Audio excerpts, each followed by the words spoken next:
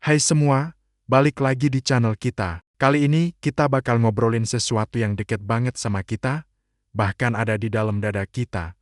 Tapi mungkin kita nggak begitu kenal. Yap, paru-paru. Organ yang kelihatannya kalem ini ternyata punya banyak fakta unik yang bisa bikin kita melongo. Siap kenalan lebih dekat sama si tukang napas kita? Pertama-tama, tahu nggak kalau paru-paru kanan dan kiri itu nggak kembar identik? Beneran, walaupun sepasang, ukurannya beda. Paru-paru kanan punya 3 bagian atau lobus, sementara yang kiri cuma punya 2. Loh, kok gitu?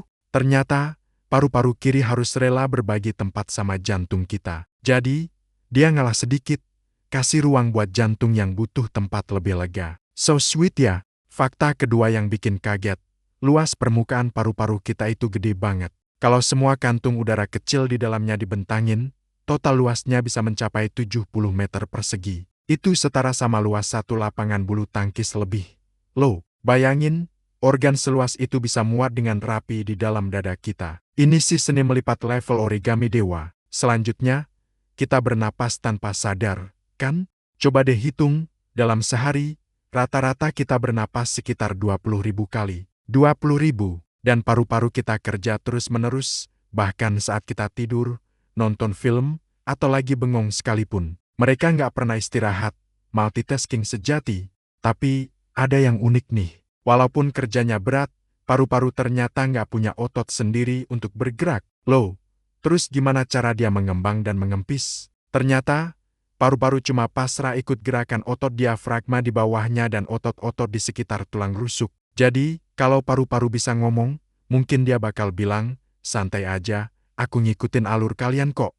Nah, ngomongin soal paru-paru kiri yang lebih kecil tadi, walaupun ukurannya mini, tugasnya tetap sama beratnya. Dia harus menyuplai oksigen ke seluruh tubuh dengan maksimal, sama seperti paru-paru kanan yang lebih besar. Ini bukti nyata kalau ukuran itu bukan segalanya, yang penting fungsinya maksimal. Setuju nggak?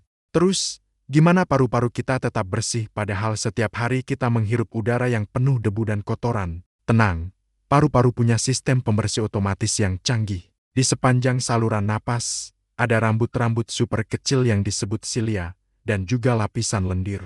Tugas mereka adalah menangkap debu, kuman, dan partikel asing lainnya. Jadi, saat kita batuk atau bersin, itu sebenarnya paru-paru lagi bersih-bersih rumah. Keren, kan? Makanya, penting banget buat kita menjaga kebersihan udara yang kita hirup. Asap rokok dan polusi itu musuh bebuyutan paru-paru. Kalau terlalu sering terpapar, silia bisa rusak dan paru-paru jadi gampang capek. Ibaratnya kita disuruh kerja di kantor yang penuh asap. Pasti nggak betah kan?